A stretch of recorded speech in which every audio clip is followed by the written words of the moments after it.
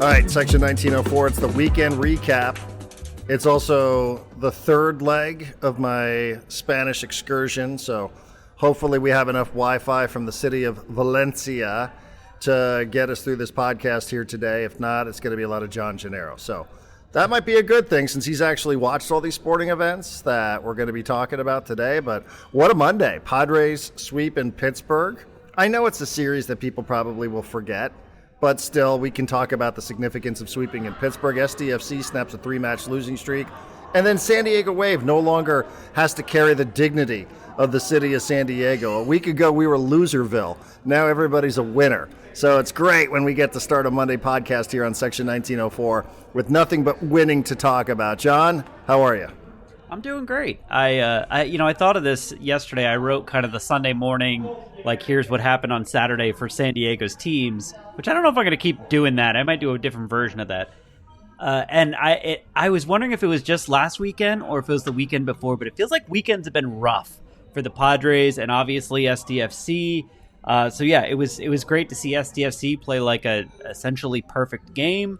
The Padres play essentially a perfect series in sweeping the Pirates. I did not watch the Wave, but they beat a good team, which the last couple wins they've had, it's like, hey, you beat a bad team. Can you beat a good team? They beat a good team. So yeah, great weekend for San Diego sports. Great sports weekend. A lot of good sports, even the national stuff. The NBA. Last night in the NHL, there was a Game 7 that was 3-1 with like 2 minutes left. Ended up being tied in, I think, the final 2 seconds of regulation. Went to double overtime. It looked like it was going to go to penalty shots, and then I believe the Winnipeg Jets won that in double overtime. So very exciting, very good sports weekend all around. I'm thrilled. I'm tired too, though. Okay, I have a couple quick follow-ups here. Yep. Number one, in reverse chronological order. I must admit, and I'm sorry that this probably will make me sound like a lesser sports broadcaster. I did not realize that in hockey you go to penalty shots? After the second overtime, I believe so. When did they change that? They used to make these guys play forever in a Game 7. It was not that long ago. It was the last 5 or 10 years. And I'm not the biggest hockey fan, so I could be getting this wrong. But I did see a number of people like halfway through the second overtime going like, I don't know, man, this might go to penalty shots. And I was like, oh, okay, that's what they do after the second overtime. Thrilling. Okay. I mean, that's a soccer thing. You know, some people love it, some people hate it. Seems like a lot of the vocal people hate it. Hate the idea that you take penalty kicks to end a soccer match. I might have missed that, or John might have missed that. So maybe this isn't the greatest moment in Section 1904 history either way, because I'm pleading ignorance or John got it completely wrong. To be fair, like, when I thought that was a thing, and maybe it still is, I was kind of sitting there going like, that would be a bummer if this great game with this great ending ended that way. So I'm glad that it didn't, and I'm glad that Winnipeg pulls off the upset, pulls off the win after, after just an incredible comeback. Yeah, well, good. Glad to hear it. Glad to hear that there was lots of sports. Again, of course, I talked about all the local teams, and I know that there's been a bit of banter about whether or not the Clippers qualify on behalf of local rooting interest. Yeah, I see this all the time out there on Blue Sky on the Discord channel as well. So I'm going to leave that one alone because you have become the de facto Clippers fan. Although I feel like you're so confused about your NBA fandom right now. I am. I feel like we should have NBA fandom therapy here on Section 1904. Since I've known John to be a Nets fan, a Sixers fan, a Mavs fan, and kind of flirting with the Clippers now. Do I have that right? This is my second time flirting with the Clippers. The first time I was flirting with them was when I was working for their flagship up in LA. So yeah, this is what happens. And like, look, I'm not doing this in the NFL, but I could. This is what happens when your team literally picks up and leaves you, right? Like, I grew up a bigger fan of the New Jersey Nets than any other person on earth, and that team doesn't exist anymore. And then I was a massive fan of the San Diego Chargers, and that team doesn't exist anymore. And what do I got for it? A tattoo that I hate on my body that I need to get covered up, and this NBA fandom that I can't seem to figure out. Okay, well, good luck. Maybe at this point, John, it's fair to say you're just an NBA fan? Maybe you're just an NBA fan.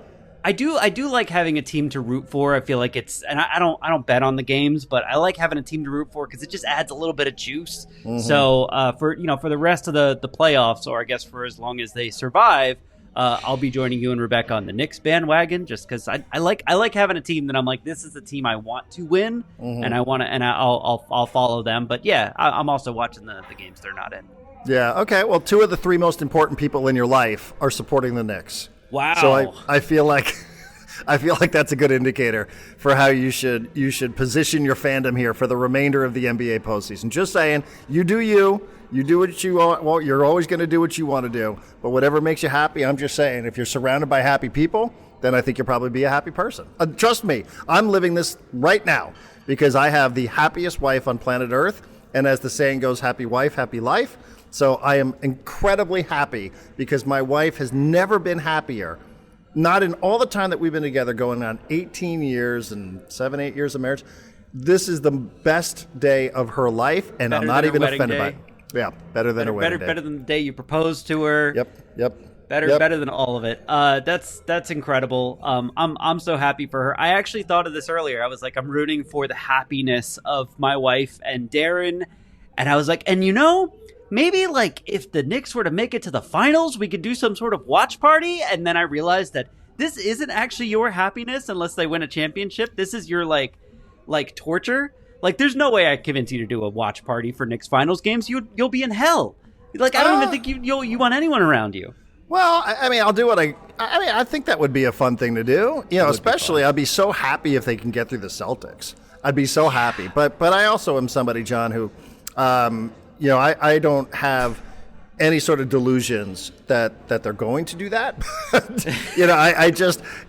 mean, maybe they can get through the Celtics, but I know that's probably not where we should be starting here today. But yeah, I mean, I'm open-minded to a lot of stuff. If that's what people would want to do, I don't know why they would, but if that's what people want to do, then so be it. So one quick thing here. It's about 8 o'clock, almost 8 o'clock. I'm in Valencia, and they are starting to close some of the storefronts here, just close to where we are. It's 7:59 exactly. At 8 o'clock, you're going to hear some church bells. Okay. I'm just letting you know that. So there's going to be a little bit of ambiance. Earlier, before John and I started recording, there was a gentleman who was playing a guitar up and down the street. There's a lot of people. It's a busy, bustling area. Valencia is the 3rd largest city in Spain, behind Madrid, Barcelona. So there's a lot. There's a lot of stuff happening, and we are staying right in the city center. I don't know exactly what it's called. I know this area has a name. John has video, so he can see that there's actually some people who are dining on their patio right across the alley from me. So just in case anybody has not heard any of the shows that we've done since I've been traveling in Spain, which is going on now, 5 days, I want to say, since last Wednesday, you might hear a little bit of background noise. So and there are the church bells. I don't know that they are coming through the microphone or not. A little bit. Yeah, we've had a very cultural day. My wife went horseback riding with about 15, 20 other people who were visiting the area where we were staying, La Rapita.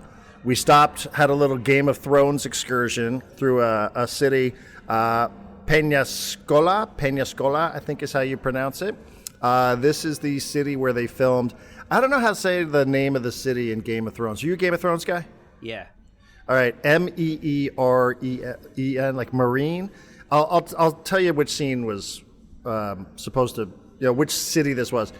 This is where, really where the dragons became violent. So remember when the dragons were chained up and Tyrion Lannister, is it Tyrion? Yeah. Yeah. So, he found them and he said, hey, these dragons have got to fly. You got to let these dragons fly. That city is the city that is actually Peñascola in Spain. So I think it's Marine or something like that. So we stopped through there, took a couple pictures. My wife has had a very, very rude introduction to the world of CGI because she looks at things and she's like, wait a minute here. Like, where's Dragonstone? No, like Dragonstone, like that was CGI. That wasn't an actual castle. About, in Marine, which I just looked up, and I'm looking at Google Images of, so I remember it. There was a giant pyramid. I imagine that's not real. Yeah, the pyramid was not there. Now the castle's there, and the city walls are there, but they also have built some restaurants inside of the wall. There's a lot of Roman architecture. I posted a picture on Instagram. I went to a city called Tarragona. and you find these Roman ruins, which kind of look like Qualcomm Stadium, if I'm being honest, when they were tearing it down. So, I took some pictures of that. Like, it's just, there's a ton of Roman architecture around here, and great. It's not all horses and football and wine drinking and cava tasting, and we are hitting a paella making class tomorrow. Yep, that's actually happening. So it's not all that. I like a bit of architecture, especially when you get to see some stuff around here, John, that like it's the building where I'm staying in. I just gave John a tour. It's 1,000 years old, this building. Now, they have Wi-Fi, which is like fucking amazing. Like Wi-Fi in this 1,000-year-old building, but it's just, like the architecture here is just stuff that like, oh man, it's just, I'm a geek for this sort of thing. So anyhow, that's where I am today. Leg 3 of the trip. I probably will do something with Leah, maybe privately, beaches. We've been through Sitges. Now we've been through La Rapita, and now we're just starting today, our first day in Valencia. We'll be here till Friday, and then on Friday we take the train to Barcelona, and then Barcelona we're there for the weekend. Saturday we're going cava tasting. Sunday is El Clasico at 4:15 local time, 4:15 p.m. here in Spain, and then we're spending a couple of days in Girona, Girona, Girona. Yes, I'm starting to pick up some of those super annoying Spanish habits that many people warn me about. Yes, there's a chance that I might do a little bit of Spanglish here on the podcast, but hey, we're getting some compliments on the way we speak. So, that's a lot better than the here's your English language menu, shut up. So like we've appreciated that, but been a great trip. Rained a little bit today, so it took me a little longer to get to Valencia, and I do thank John for his patience. John, should we start with the Padres? Like I said, I don't know that anybody's ever going to remember what happened in Pittsburgh for 3 days. I don't know that anybody's ever going to remember, like, oh man, do you remember that series where they swept the Pirates? It was bad weather. Talked about it Friday. Just a shitty energy in the building. There's like nobody wants to go to these games. The fans hate their owners. Fans are falling from the stands. It's just, there's nothing. It's just, Pittsburgh's in a really, really bad place. And I think that's part of the story for me. I know the highlight, or correct me if I'm wrong, the highlight of the weekend for me seemed to be Fernando Tatis Jr. taking off from third and scoring on a pass ball or wild pitch. I don't know how the official scorer called it. I think it was a wild pitch. He scored when the ball didn't bounce much further than the left-hand hitter's batter's box. And I think we're right to point out that is a ridiculously athletic play from Fernando Tatis Jr. that we shouldn't take for granted. The same way we shouldn't take for granted Manny Machado's brilliance at playing third base. But you know what I loved about that so much is like paying attention to the game. In an environment that lends itself to like, this kind of sucks. Like this blows, and there's 50 people in the seats, and it's raining, and like he's so dialed in. Like he's just so dialed in. It's just such like a professional moment for Fernando that he's not caught. Shouldn't I? He's so dialed in the situation, and his ridiculous, freakish talent gives him the opportunity to do that. But it doesn't happen without the mindset that he can do it in a game where you have every excuse in the world to say, I don't know, I'm just sort of daydreaming out here. I don't know if you saw it that way, but I love that from Fernando. First of all, for all the Spanglish and everything else, we have not yet mentioned that it's technically Cinco de Mayo, which I guess is not really a thing in Spain, but is definitely a thing in San Diego. As for that moment to me, and I wrote about it on Section 1904. I called it an MVP moment for Tatis. And this is why. And I spent a lot of this weekend going, man, what a fucking pro Darren Smith is. Because you're on the other side of the world, and heading into this series, you were like, the weather's going to be shitty. There's going to be rain delays. There's going to be no crowd, no energy. They're going to have to find ways to fire themselves up. That was the series. You nailed it before it happened. And that game in particular, which was Saturday's game, there was no life to that game whatsoever. And the Pirates were throwing this guy, Falter, I believe his name was, who was just really, he had a strange wind-up, and he threw hard, and it was kind of hard to predict where the ball was going. And through 6 innings, the Padres had 1 hit. And I think it was a single, and it might have been a Martin Maldonado single. And that's the moment where you feel like guys are going to start pressing, and they're pressing, but there's no energy, there's no adrenaline to it, and that's when you just get a lot of strikeouts. And that's not really what happened. Manny comes up in the 7th of a 1-0 game where the Pirates have the lead, and he hits a solo home run, he ties the game, and everyone's like, okay, good, at least we're not going to be shut out in this terrible game, we have no energy. Tatis comes up in the 9th inning of a 1-1 game where he's really struggled offensively, everyone's really struggled offensively.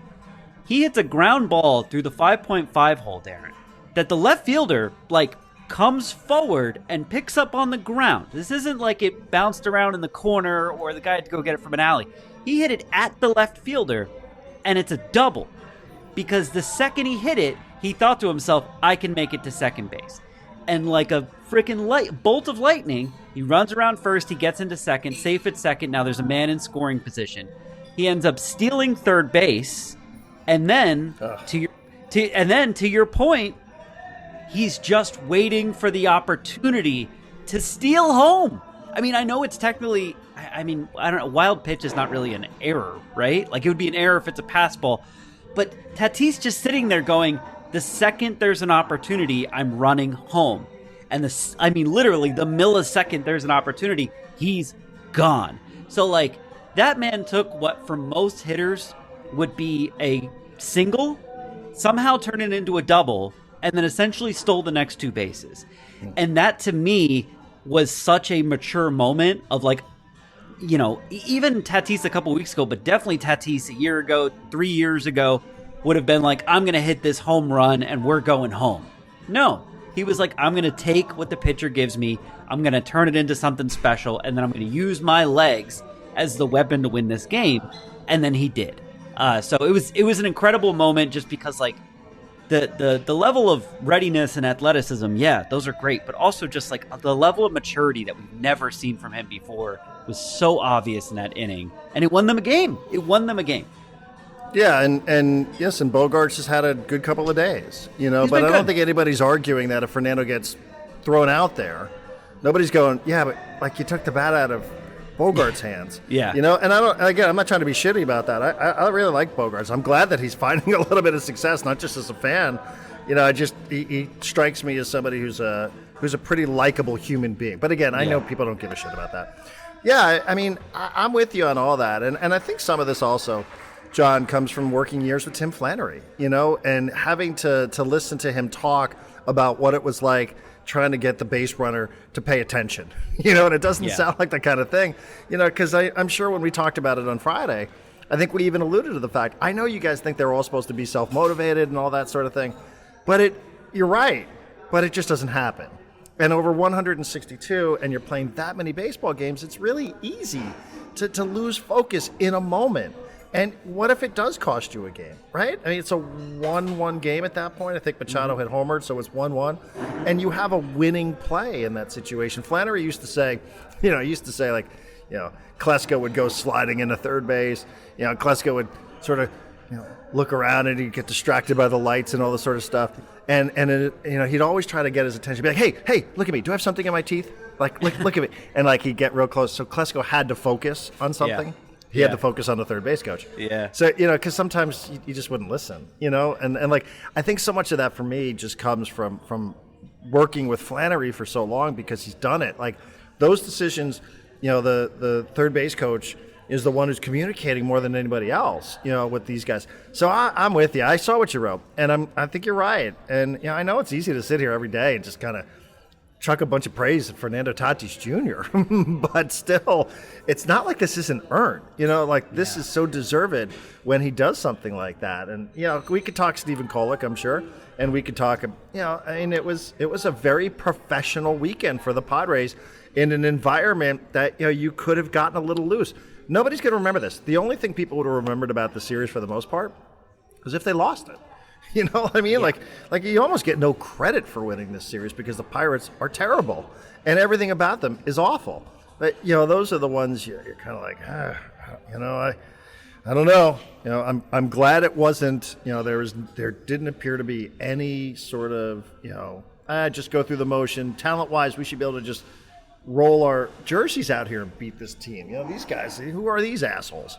and yeah, maybe the hit by pitch stuff on Friday, maybe that zeroed everybody in. I don't think so though. I just think it's a group that you can find ways to say like, that's what they're all about, and like they played really well. I liked seeing that. Like I said, for obvious reasons, which is he's a freak and he should be on all the highlight shows, but also because it's just like, it's a mindset, that.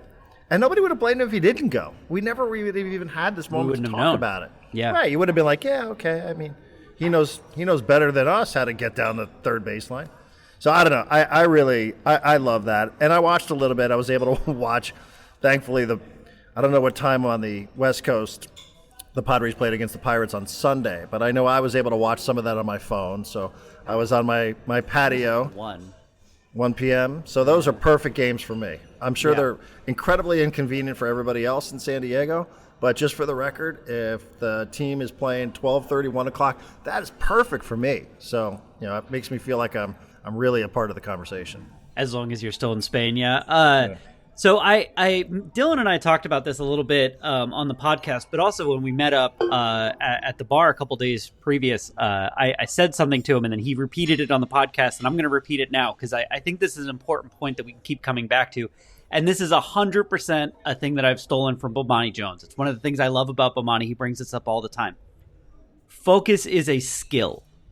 And it's one of the harder skills to just be focused all the time. And it reflects in consistency. Ooh, Darren got a little tequila. Nope. Hi, Leah. Vino?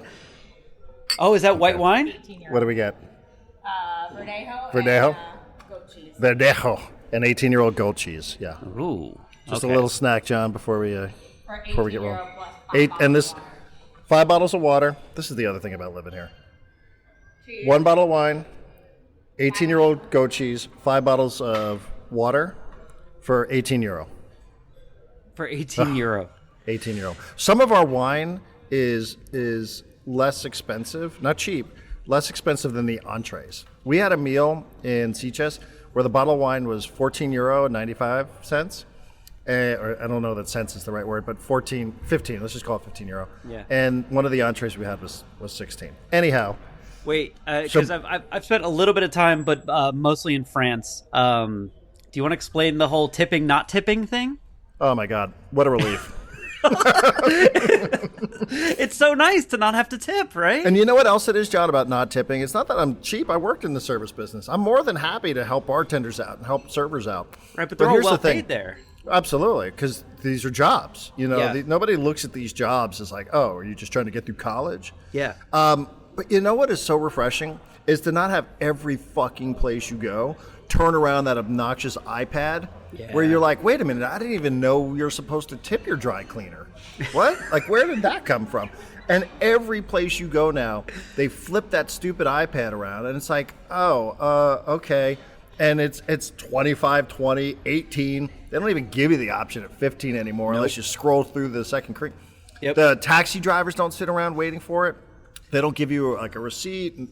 No, none of that stuff. It is incredibly refreshing to live in a culture that does not deal with that sort of thing. And it's not that we're being cheap consumers. I can promise you that. Yeah. It is not that at all. You just are like, oh.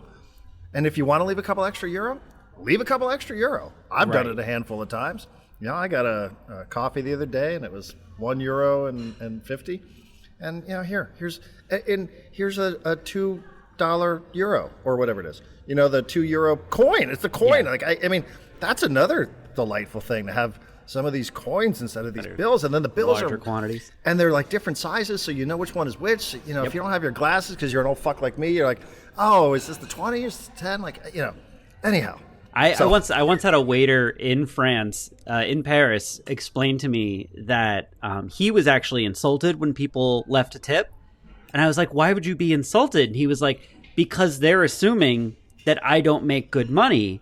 And he was like, if I didn't make good money, I'm so skilled. Don't you think I would just go somewhere else that would pay me good money? Like they assumed he was working at one of the lesser places because he wasn't skilled. Like he totally took it as, and that just went to show me like just how rare it is in that culture to tip, and in our culture it's everywhere. Oh, I know. And again, like we've gone too far with it. As a service industry veteran, I'm all for it. I'm a very, very I'm more than happy to tip. So is Leah. She's a former bartender. She relied on him.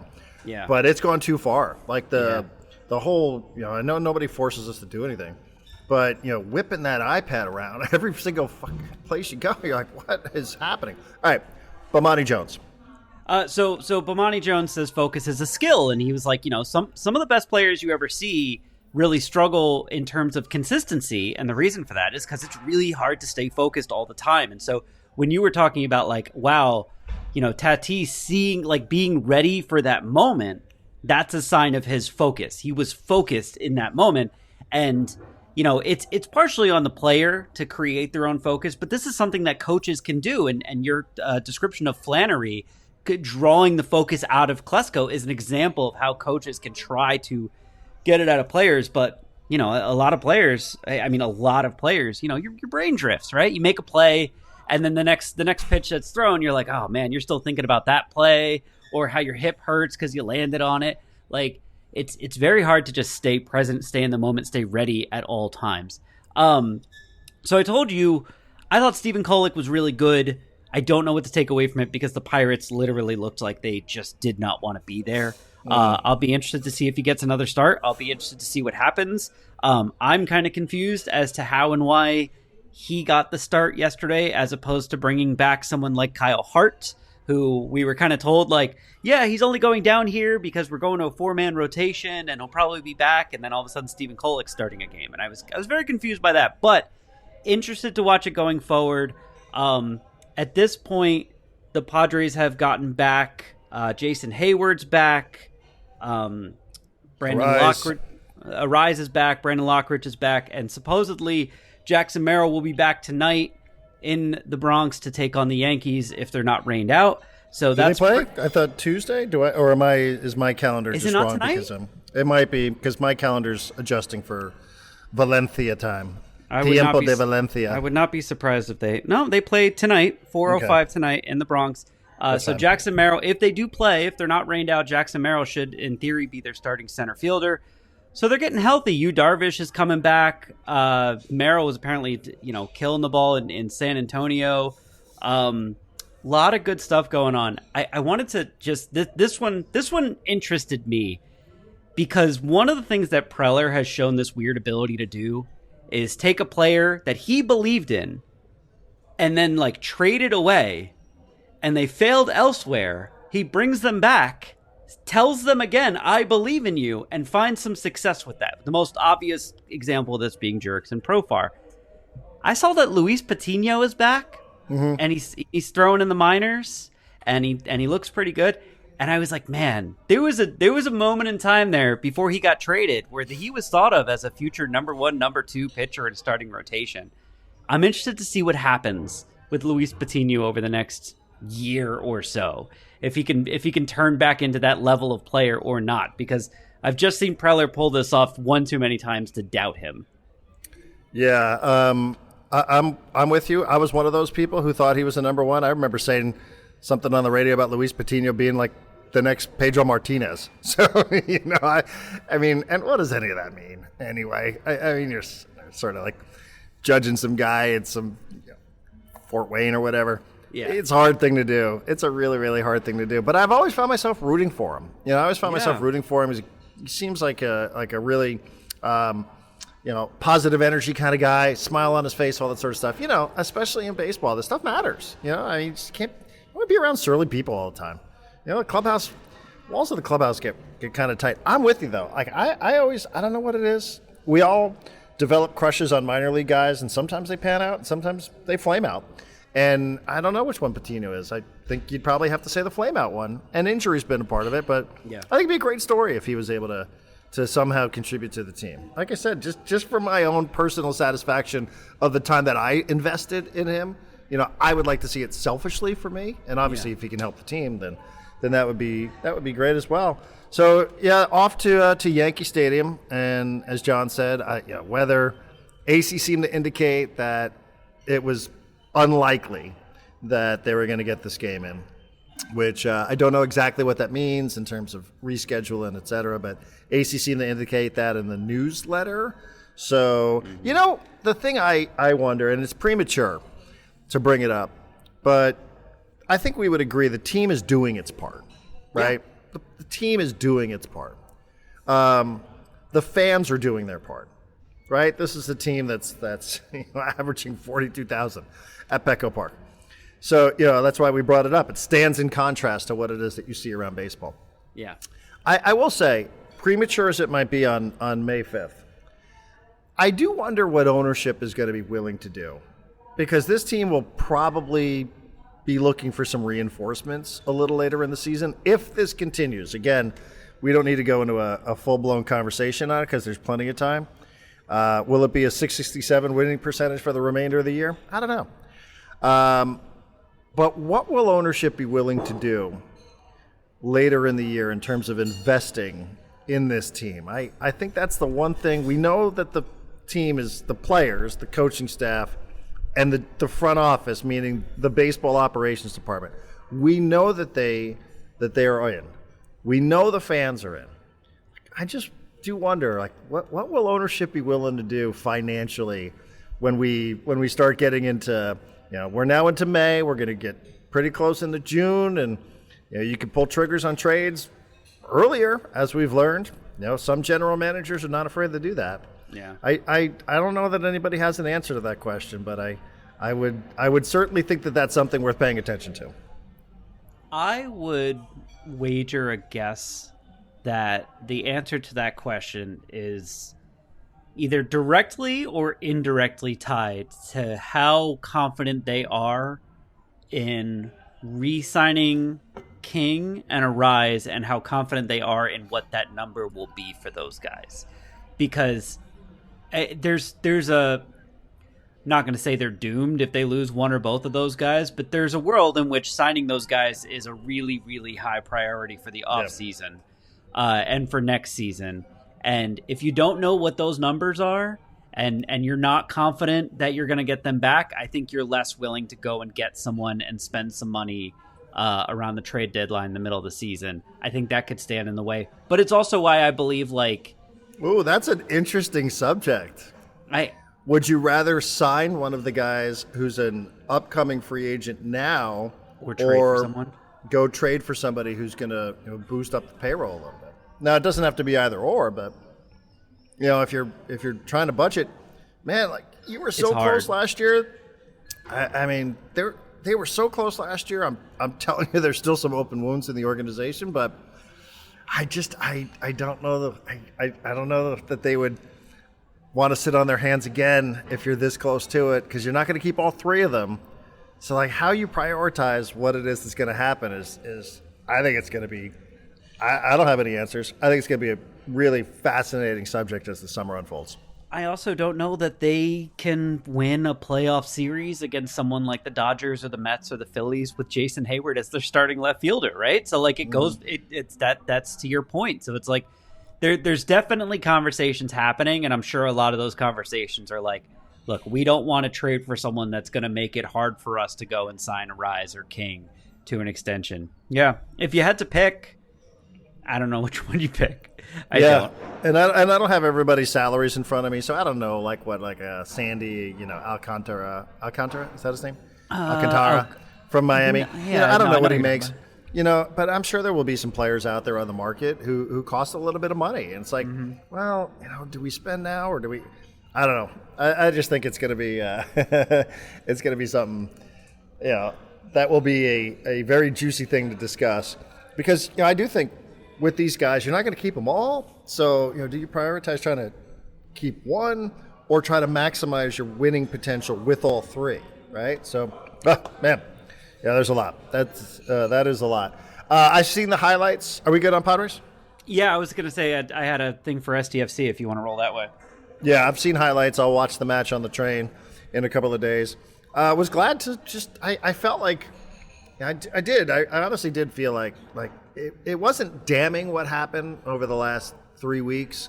Or, as we would say here in Spain, tres semanas. But, it just feels like an eternity when you lose 3 straight times. You think about a 3-game losing streak in baseball, it makes people unhappy. People are agitated around San Diego. It's 3 games out of 162. It's 3 days, right? And it changes people's moods.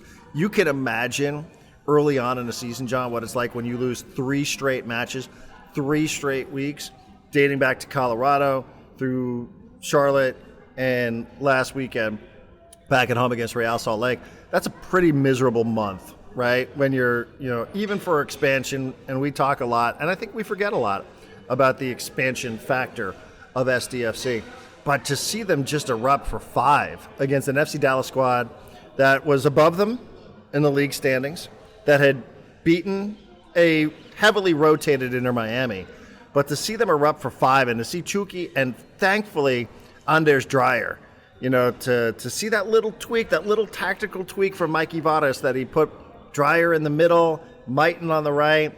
Again, I haven't watched every single second of it. I also noticed that Jeppe Terskov had over 100 touches, which we talked about last week. He was coming off 59 against Real Salt Lake, 72 the week before, 74 the week before that.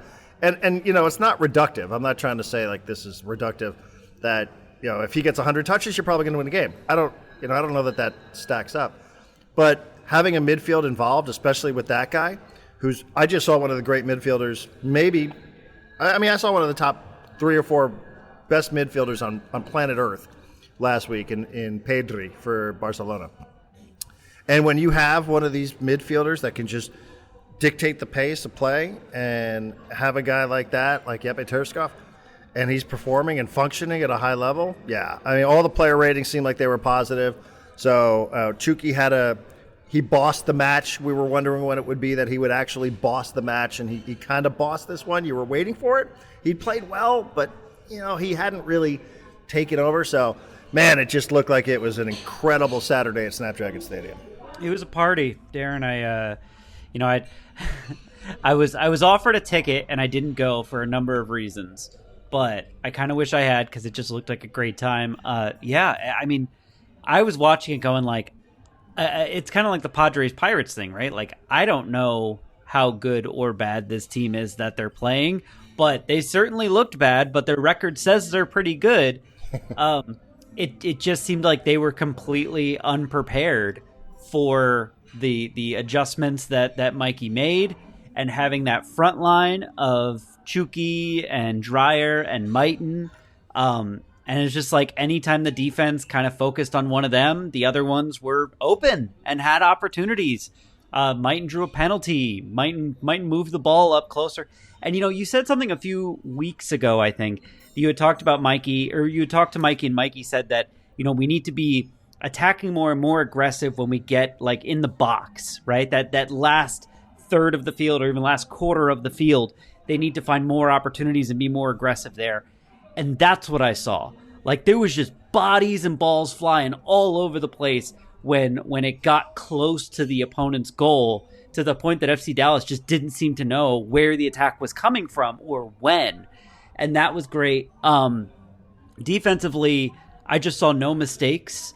I listened to the radio call. Who was calling the game with Adrian?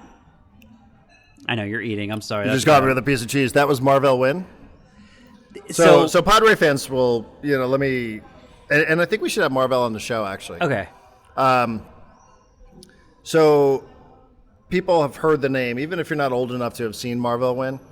He played for the Padres in the 80s. As a matter of fact, John, once upon a time, there was a record. I don't know exactly the order, but the Padres held a Major League Baseball record for the only team, I want to say, in I think I have this right, to lead off a game with 3 straight home runs, which is kind of a shocking thing to think about, that the Padres would hold that record. Yeah. And the 3 Padres who did that were Marvell Wynn, Tony Gwynn, Yep. and John Kruk. Ooh. And I think I have it in that order. I think I have that right. Now, that's since been surpassed. Yeah. But they did, maybe it's the Padre record or the National League record, but I thought I read that it was the MLB record.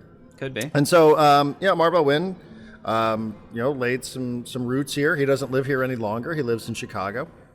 But Marvell, his son, went and played soccer, and he got drafted by, I want to say, Red Bulls. I think he got drafted by New York Red Bulls. And then he played in MLS. He won an MLS Cup with Colorado Rapids in 2010, I think. So, his Marvell Wynn, the baseball player, had a son, Marvell Jr., or Marvell II. and he had an MLS career, and he lives here. His dad just moved back to Chicago, and Marvell does the official SDFC podcast. So obviously, with me not being there, Warren Barton was called away on MLS duty for Apple TV. So Marvell was requested, and I was texting with him before the game. So I hope he had a great broadcast. I will tell you, given notes, no, he wasn't bad. His analysis was great, but he had a podcast energy during a game call, which is just the total opposite of Adrian. Like my favorite Adrian call has become when Dos Santos stops something and Adrian starts barking and then yelling out, "Dos perros, dos perros, dos perros, dos perros." And there was a couple times where he was like he's barking and he's screaming, and then they just go to Marvell and he's got his quiet analysis. He's telling you what's happening in front of you, but it's just real calm. But him and Adrian kept saying like, Luca Bombino. They were like, Luca Bombino like went to the coaches and said, "Give me minutes. Like, I want the opportunity." And they were like, "He's having an incredible game." Like, they're like, anytime the ball's getting anywhere near him, he's stopping it. He's getting in front of it. He's moving it back up to the center field. So, they played a flawless game. Like, the offense was flawless. The defense was flawless. The midfielders were flawless. They made no mistakes. And it's like, it's one of those things that, like, you don't know how much you're influenced by things that the coaches said in the past. But, like, Mikey has been harping the last couple weeks on, like, we've made mental mistakes. We've gotten out of our game mentally, right? Like, we got, the penalty happened, and then we just couldn't stop thinking about it. And this whole game I'm watching them, and I'm like, no mental mistakes. Focus is a skill, and they were all focused 100%. And Chucky was just, he's just a superstar. He's just that was the first. He had like one of his goals was so good that it was like the ball was coming to him, and he saw the keeper coming to him, and he just one-touched it a little bit to the right to keep it just out of reach of the keeper, and then like winged it around him. And I was like, that God, he's just when he's got it going, and it felt like this was the game where he kind of got his sea legs, and he's like, all right, now I know where everyone is and what they all should be doing. He was unbelievable. So was Dreyer. They were fantastic. Yeah. So, in soccer, for those that maybe are new to it or trying to learn it, they do something called player ratings. And I don't know exactly, we all use different sites. There's different sites that do player ratings, but it's one of the things I look at. It's not that it's not like wins above replacement, right? We talked about that with Dylan from Letters to AJ. There are no perfect stats, I don't think. But, player ratings is a bit subjective. And I looked at it, and I saw that Lozano had a 9.4 out of 10. I saw that Dreyer had a 9.3. I saw that Mighton had a 7.1. I love that I saw Yeppe had a 7.7. I was like, oh, okay. You could have shown me what it was that happened just with the player ratings. Dos Perros had a 7.7. Even though I think he only had 2 saves. I think there was only 2 shots on target from Dallas. Yeah. And good for him. He has another clean sheet. Listen, it's been a shitty couple of weeks. He's such a, I will say, like I'm not claiming to know any of these guys, but I get an opportunity to be around it a little bit. And I will tell you, like, you're asking me today, who would I, what's the phrase? Who would I want to marry John's daughter, even though CJ's married? Yeah. He is an absolute sweetheart of a human being. I interviewed him, and then after we were done interviewing, we sat and talked for like 10 minutes, and he was genuinely like, wow, like just an engaged character. So nice. It sucks, man. Like all those 9 goals allowed over the last 3 weeks, not on him. 3 straight weeks with penalty kicks. A couple times, there was a bit of a defensive breakdown. Saw it against Real Salt Lake. You can't give the ball to some guy named Diego from California. By the way, can I just say this real quick? Do we have to refer to them as the San Diego newbies in every fucking story? Or like at some point, can we I know at times on radio, I'm looking for something to call them that's different than SDFC or they need a nickname. They do, but newbies, it ain't it. Bad. I haven't seen or heard that. I don't like that at all. Well, you can read it in the Union Tribune, John, because that's a Krasovich type thing. But CJ, again, and here's a guy. He's playing in MLS, and still it's statistics. Goals against average and things like that matter. So I was really happy, too, that he got a clean sheet out of this, because, they're all team guys, and I think CJ has to be the person with the most patience on the squad because they're asking these new defenders to do things, that might be counterintuitive for a lot of longtime soccer people. Warren Barton would be a great example, right? I've done my Warren Barton impression on the air. Just boot it. And, they're not going to do that. They're going to keep playing it out of the back. And sometimes CJ has had to wear that. And he's never said a cross word. He's never given any indication that he wasn't a true believer in what it is that they're building here. And this is a guy that probably is thinking about a future. He's got an opportunity to be a starter for the first time ever, and like 3 goals against in 3 straight games. You're like, man, I don't know, Mikey, are we doing this the right way or what? And it never comes across that way. So, on top of the 5, what looked like a pretty good atmosphere at Snapdragon Stadium, seeing Chucky boss a match, seeing Dreyer get back onto the score sheet.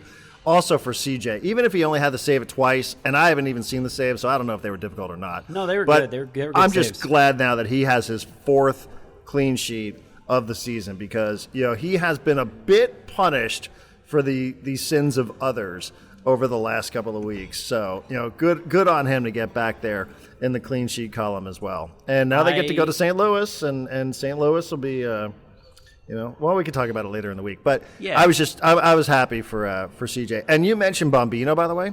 Yeah. Can I point out quickly, and I know you know this, Bombino is 18 years old. I was going to say he's 18 years old. When they kept talking about how good of a game he was having and how actually when they said like he went up to the coaches, when the coaches said like, hey, these the defensive back positions, not the center back position, like left back and right back, are basically open competitions at this point, which shots at Reyes, but I'm going to push that to the side because he was injured for this game. But I would be shocked to see anyone but Bombino in that spot next week. And I think Willie Kumado played really well on the other side as well. Good. I don't think there was any subs made until the second half. So Oni had to come on for because Mighton got injured. Oh, so that's Mighton right. Mighton had to leave the game in the 38th minute. But you are right. And also there was the debut for Oscar Verhoeven. This is another 18-year-old defender. They just traded with San Jose, the Earthquakes, or I think he might be on loan. But Verhoeven came in. Yeah, loan with an option to buy, I want to say. Yeah. So he came in the 67th minute. And then also I was pretty happy for another guy who your boy scored. Yeah, Milan Iloski. Scored his first goal. Did you notice what he did after the goal? I did. I noticed it in real time, and then I saw Alex Pena, who writes the Chromatic FC Substack. It was like kind of the end of his Substack, pointing out that he grabbed the San Diego crest and he kissed it, and then he went right up to like the crowd and the supporters was like, "It's for you!" And it's like, yeah, San Diego boy, happy to be in San Diego, obviously. Yeah, that's the thing too. And my apologies to Alex. I usually have that as must read. Yeah. Because Alex does a tremendous job with the Substack. I'm happy to promote Alex Pena. He's been a long-time listener and all-around solid citizen who we could probably do a travel podcast with because he travels a ton too. But kissing the badge is like, that's a big deal when you're on loan too, and you're on loan. Mm-hmm. I know there's sister clubs with Northland and all that, but kissing the badge, and he did it twice. He did it when he first was on the field, and then he jumped over the wall, high-fived a bunch of supporters in the supporters section. Yeah. And then when he was backing up, he kissed the badge again. I was like, oh, man, we're going kissing the badge. I don't know that this is accurate. And I'm not saying that this is absolutely take it to the back data. But I think that's our first kissing of the badge in 2025. I'm not sure. It's a big deal in soccer. It's a big deal to kiss the badge. I haven't seen anyone do it. But, a player who's on loan, even from a sister club, kissing the badge is... that's something that will catch your eye if you're a football fan for sure. So I was happy for him. He's another guy. I interviewed him when he first got back. He's like, bro, I've never been this pale in my life. I'm so embarrassed. He was in Denmark. He's like, I'm so embarrassed that I have no pigmentation here at all. And I will see him sometimes after practice, after training. He's sitting there and he's got his sleeves rolled up. Just trying to get as much sun as he possibly can. So he's a real San Diegan. Soak it in. I also saw a quote from Chucky that I imagine was after the game where he said something like, "My intention in MLS is to like dominate to the point where the Mexican team can't possibly leave me off the roster. Yeah. And I was like, I didn't know that was like a thing, like that he was at risk of like losing a spot on the Mexican national team. But he was basically like, my intention here is to crush it so hard that they can't possibly field a team without putting me on it, without it being some sort of controversy. I mean, he has been left off the squad. And, some of it I think you can say, well, he hasn't been fit or he was dealing with an injury. But which tournament was it? Within the last year, John, and it was an injury, but he was dropped from the squad. And it kind of was a big deal. And obviously when you're in, there's a lot of politics when it comes to the FMF, the Mexican Football Federation. Yeah. They want their Mexican stars to be playing in Mexico because, there's a lot of stuff going on there with the television deals and we won't bore everybody with that. But sometimes you are held to a different standard if you decide you're going to go play in Major League Soccer. MLS still around the world, for whatever the rankings say about, this league versus that league. I think like Neymar's a great example. Somebody in MLS, week one actually, when we were at Galaxy, somebody told me that Neymar wanted to come to Major League Soccer, and Brazil said, no. Like, if you want to be part of our future in the World Cup, you come back and you play in Brazil. And sometimes the Mexican stars have been held to a standard that is higher than, let's say, if Chucky had decided that he's going to go back and play for Chivas Guadalajara, right? So, I think, that's for a striker now, you just want to see the guy score often and as much as possible. And, if you're a good goal scorer, and there's some good goalkeepers in this league, then you'll find your way back. But, yeah, I mean, it's the fact that he has been left off an actual roster has been a pretty big deal. So I love that he's motivated by that. I don't love him, having to leave the squad for however many, months it might be or whatever. But that's just the way the structure of the sport is, and the structure of the league in particular, because they play in the summer months. I mean, right. Is he going to get called up for Gold Cup? Probably not. I mean, I can't imagine you're going to call up Chucky for Gold Cup, but if they, I don't know. I can't imagine they would do that. World Cup for sure, but also there's going to be a couple of other friendlies for Mexico, and I mean, here's the thing. I remember asking a friend of mine with the Padres about players with opt-outs, and he's like, we want all of our players to play well enough that they would consider opting out of their contracts. Okay. Like, when it comes to supporting a club, you would want all of your players to be playing well enough that they would get called up by their national teams, right? You sort of can say that, and you could be serious about it, but it, there still is a little bit of that apprehension about it. So, I want him to see him get called up, because if he gets called up, it means he's playing well. And if he's playing well, then SDFC is probably having some success. But the flip side is, then you might have to play without him for a month, and who knows what happens in these international tournaments. I did, right before we get off this, I'm just going to give you homework, and then I have one last topic I want to talk about with you. So the homework is this, because I saw on Alex's piece on his Substack about this game that he said Chucky scored twice and had an assist.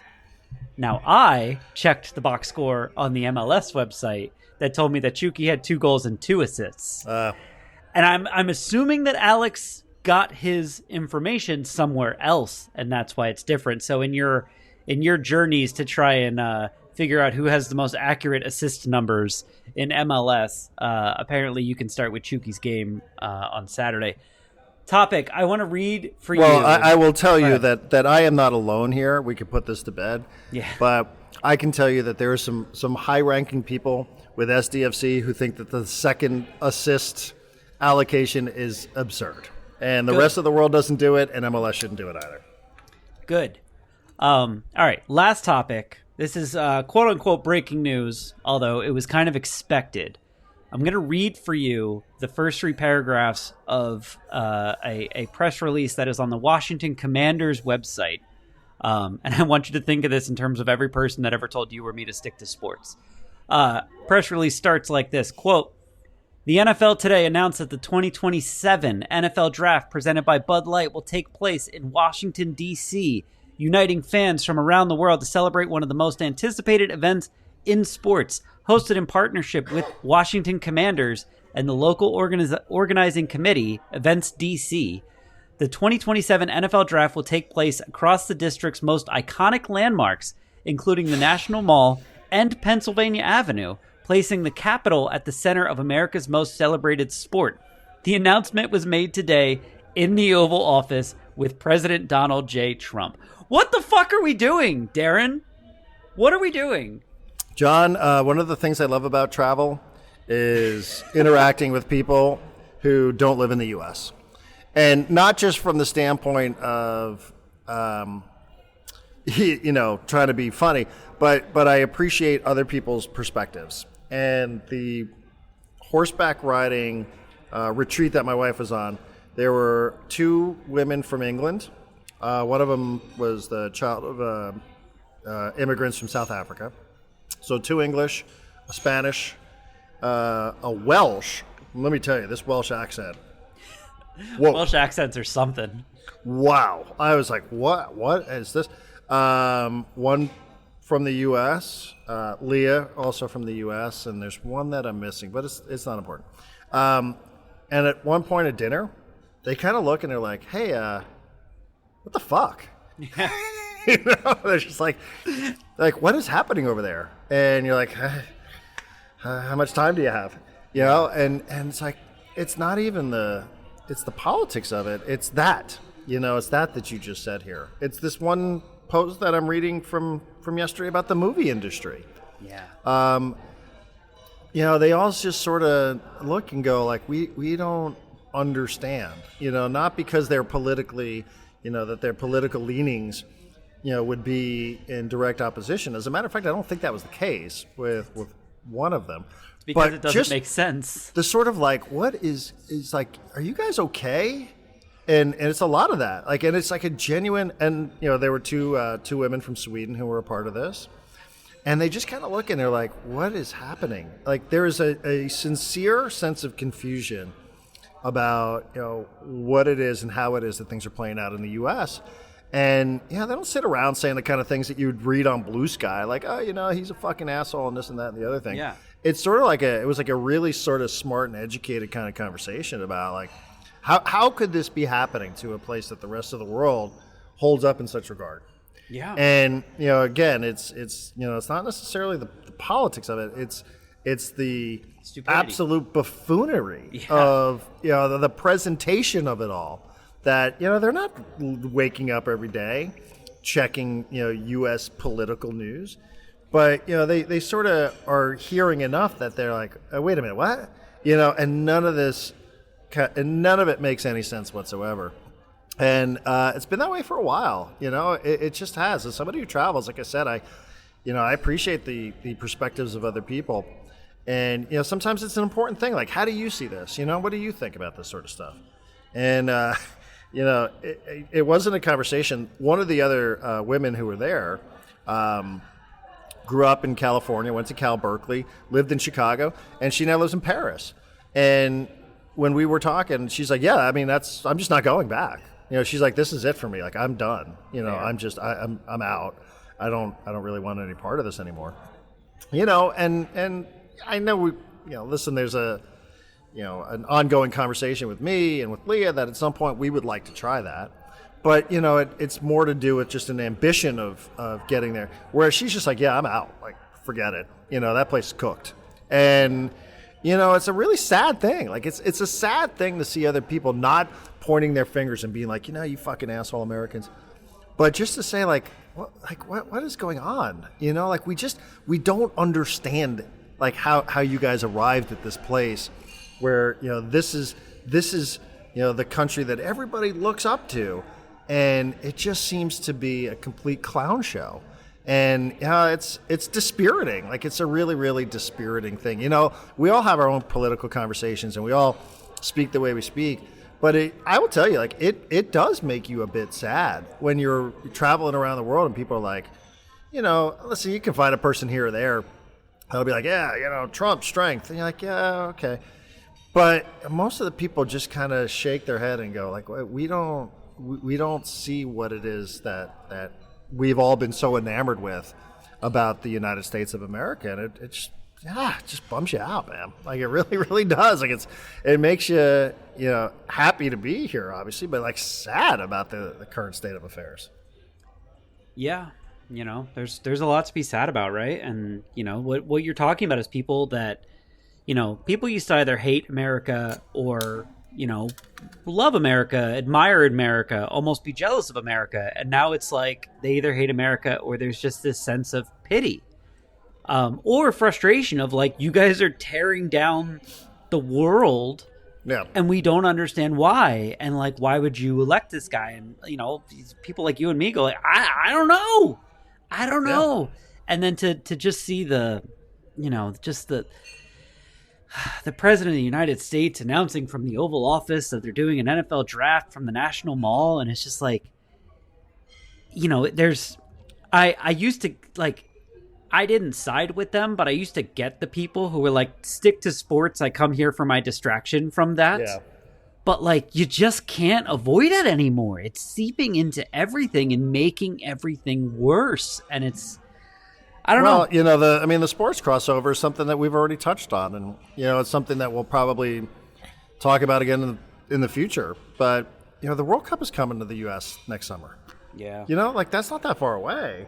There are some countries where the visa application process can take, upwards of 500, 600 days. Darren, the Olympics are coming in 2028. Olympics are coming in 2028. So, you're talking about the first ever expanded World Cup where there's going to be 48 teams, and the Olympics are, so it's just kind of a crazy, like I said, when I used to travel internationally, and like you'd meet people, they make fun of you because of like McDonald's, they'd be like, oh yeah, like your culture is McDonald's, and you'd be like, whatever. And, like you just sort of roll with it. But yeah, by the way, motherfucker, there's like 50 McDonald's around here. But, you sort of just learn to deal with that. Like, it was just like, seemed like it was, okay, you guys, you don't have a lot of culture. Now it's like, that place, like, nobody really wants to come here. That's the other part. It's like, yeah, we're good. Like, we don't, everybody's asking about gun culture. And I'm like, yeah, some of it's obviously the kind of thing that you can, you can explain, but there is a bigger picture here. And I know, people in the U.S. by and large, don't really give a shit. But, maybe we should. Like, the world's got 8 billion people in it. And we represent a very, very tiny fraction. And if we dare the rest of the world to live without us, I'm telling you, where I am right now, you're doing fine. They'll be fine. The building you are in, the thing you are sitting on right now, is older than America. Yeah. Like, by a lot. Older than America by a lot. They're going to be fine. Everyone who's not America is going to be just fine without America. They're going to move on without us. And, that's, again, I'm talking to, women who are on a getaway, because their husbands go golf and they go horseback riding.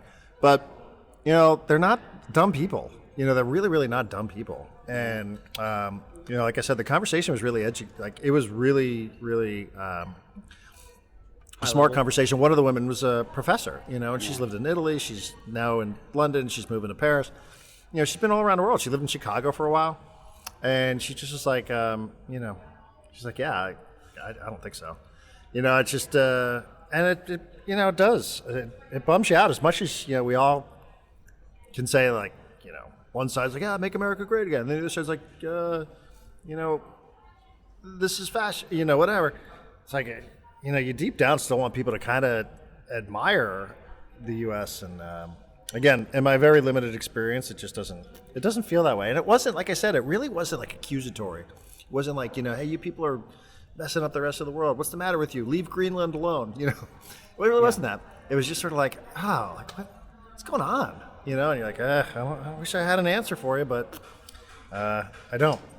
So, well, and like, there's a real human element that I feel like gets pushed aside a lot of the time because we just all want to be mad at Trump and go like, well, if you just get rid of Trump, cut off the head of the snake, blah blah blah. But like, I'll give you a very human element to this, and then I'll let you get back to the country you're in, which seems much better than this one at the moment.